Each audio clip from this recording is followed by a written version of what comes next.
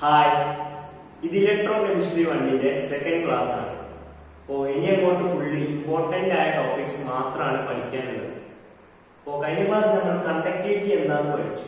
ഇനി പഠിക്കാനുള്ളത് variation of conductivity with dilution. ഇത് മാർച്ച് 2022 ചോദിച്ചൊരു ടോപ്പിക്കാണ്. ഓക്കെ, അപ്പോൾ കണ്ടക്ടിവിറ്റി ഡയലൂഷൻ അനുസരിച്ച് കണ്ടക്ടിവിറ്റിക്ക് എന്ത് സംഭവിക്കുന്നു എന്നാണ് നമ്മൾ നോക്കുന്നത്. കണ്ടക്ടിവിറ്റി കൂടുകയോ കണ്ടക്ടിവിറ്റി കുറയോ ഒക്കെയാണ് നോക്കുന്നത്.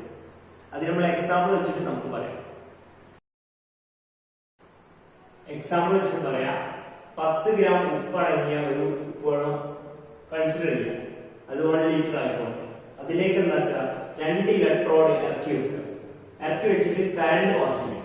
അങ്ങനെ അതിന്റെ കണ്ടക്ടിവിറ്റി മെഷർ ചെയ്യുക.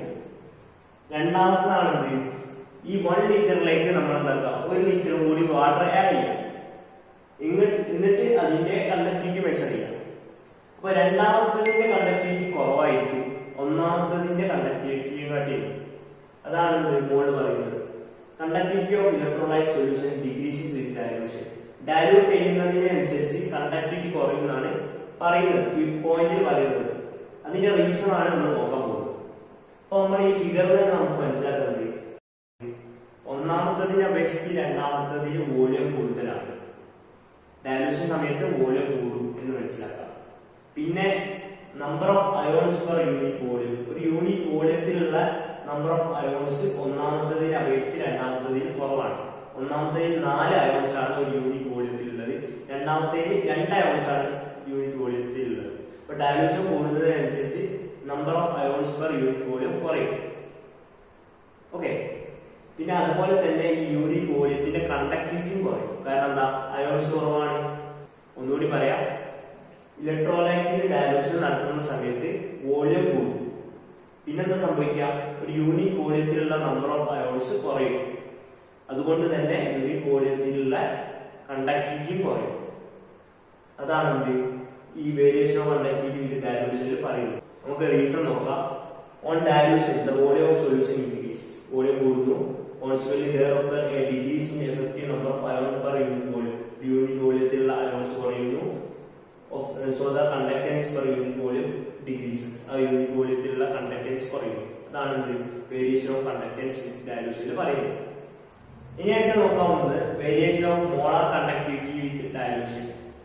മോളാർ കണ്ടക്ടിവിറ്റിക്ക് എന്ത് സംഭവിക്കുന്നു എന്നാണ് നോക്കാൻ പോകുന്നത്. മോളാർ കണ്ടക്ടിവിറ്റി പറഞ്ഞാൽ ഒരു ഇലക്ട്രോലൈറ്റിലുള്ള മോളിന്റെ കണ്ടക്ടൻസ് ആണ് മോളാർ കണ്ടക്ടിവിറ്റി എന്ന് പറയുന്നത്. അതിനെ റെപ്രസെന്റ് ചെയ്യുന്നതാണ് ലാംഡ എം. ലാംഡ എം വെച്ചിട്ടാണ് ഇതിനെ റെപ്രസെന്റ് ചെയ്യുക.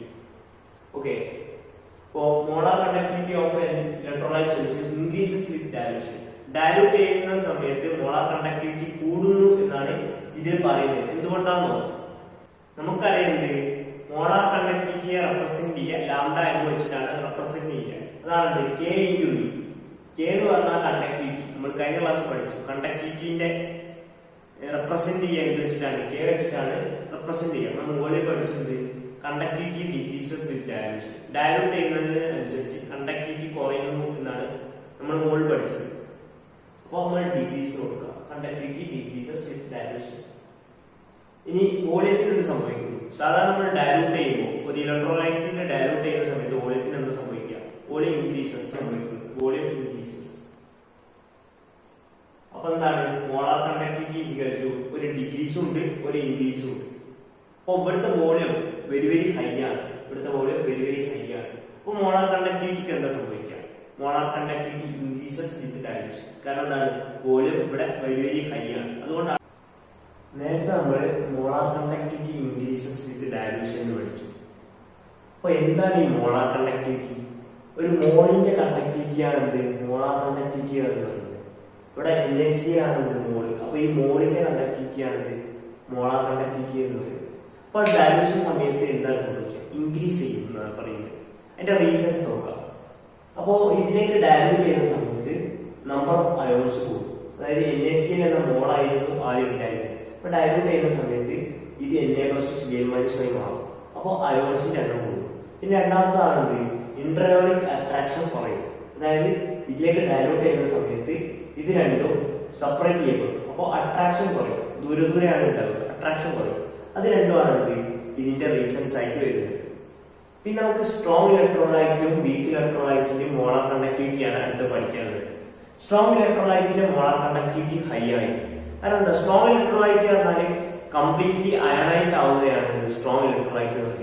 NaCl അത് ഹൈ കോൺസെൻട്രേഷൻ സമയത്ത്, അതായത് ഡയലൂട്ട് ചെയ്യാത്ത സമയത്ത് വരെ അത് Na+Cl- ആയിട്ട് ഡീകമ്പോസ് ചെയ്യപ്പെടുകയാണ് സ്ട്രോങ് ഇലക്ട്രോലൈറ്റ് എന്ന് പറയാം. അപ്പോൾ സ്ട്രോങ് ഇലക്ട്രോലൈറ്റ് ആയതുകൊണ്ട് തന്നെ എന്താണ്, അതിന്റെ കണ്ടക്ടിവിറ്റി കൂടുതലായിരിക്കും. കാരണം എന്താ, അത് Na+Cl- ആയിട്ട് അത് ഡീകമ്പോസ് ചെയ്യും. അപ്പൊ തന്നെ എന്താ, അയോൺസിന്റെ എണ്ണം കൂടുതലായിരിക്കും. അതുകൊണ്ട് സ്ട്രോങ് ഇലക്ട്രോലൈറ്റ് കണ്ടക്ടിവിറ്റി കൂടുതലായിരിക്കും അപ്പൊ തന്നെ. പിന്നെ നമ്മൾ ഡയലൂട്ട് കൂടി ചെയ്യുന്ന സമയത്ത് ഉണ്ടാവും അതിന്റെ അട്രാക്ഷൻ കുറയും. നമ്പർ ഓഫ് അയോൺസ് വീണ്ടും കൂടും, അട്രാക്ഷൻ കുറയും. അട്രാക്ഷൻ കുറയുന്നത് മൂലം velocity conducting capability of ions കൂടും. അട്രാക്ഷൻ കുറയുന്നു, അയോൺസിന്റെ വെലോസിറ്റി കൂടുന്നു, പിന്നെ conducting capability of ion increases. അതാണ് എന്ത്, സ്ട്രോങ് ഇലക്ട്രോലൈറ്റിൽ മോളാർ കണ്ടക്ടിവിറ്റി ഹൈ ആവാൻ കാരണം. അടുത്താണ് വീക്ക് ഇലക്ട്രോലൈറ്റ്. വീക്ക് ഇലക്ട്രോലൈറ്റിന്റെ എക്സാമ്പിൾ ആണ് അമോണിയം ഹൈഡ്രോക്സൈഡ്. വീക്ക് ഇലക്ട്രോലൈറ്റ് പറഞ്ഞാൽ അത് കുറച്ച് മാത്രം അയണൈസ് ആവുന്നതാണ് week electrolyte.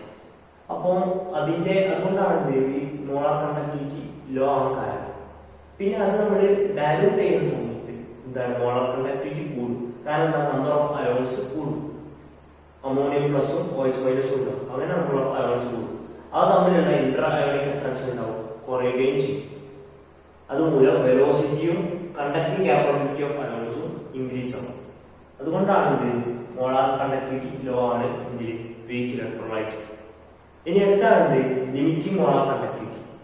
Limiting molar conductivity പറഞ്ഞാൽ നമ്മൾ മാക്സിമം ഡയലൂഷൻ ഉള്ള സമയത്തുള്ള കണ്ടക്ടിവിറ്റിയാണ് ലിമിറ്റിംഗ് മോളാർ കണ്ടക്ടിവിറ്റി എന്ന് പറയുന്നത്. മാക്സിമം ഡയലൂഷൻ ഉള്ള സമയത്തുള്ള കണ്ടക്ടിവിറ്റി, അതിനാണ് ലിമിറ്റിംഗ് മോളാർ കണ്ടക്ടിവിറ്റി എന്ന് പറയുന്നത്.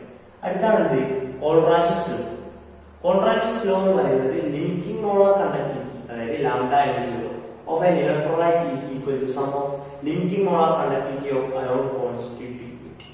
അതായത് ഒരു conductivity, limiting molar conductivity of an electrolyte. അപ്പോൾ കോൾറാഷ്യസ് ലോ പറയുന്നത് limiting molar conductivity of an electrolyte, ഒരു ഇലക്ട്രോലൈറ്റിന്റെ ലിമിറ്റിംഗ് മോളാർ കണ്ടക്ടിവിറ്റി. ഇവിടെ ഏത് ഇലക്ട്രോലൈറ്റ് എടുക്കുന്നത്, NaCl. NaCl ആണ് സോൾട്ട് സൊല്യൂഷൻ ആണ് NaCl, അതാണ് ഇവിടെ എടുക്കുന്നത്. അപ്പോൾ limiting molar conductivity of electrolyte is equal to sum of limiting molar conductivity of ion കോൺസ്റ്റിറ്റ്യൂട്ടിവിറ്റി.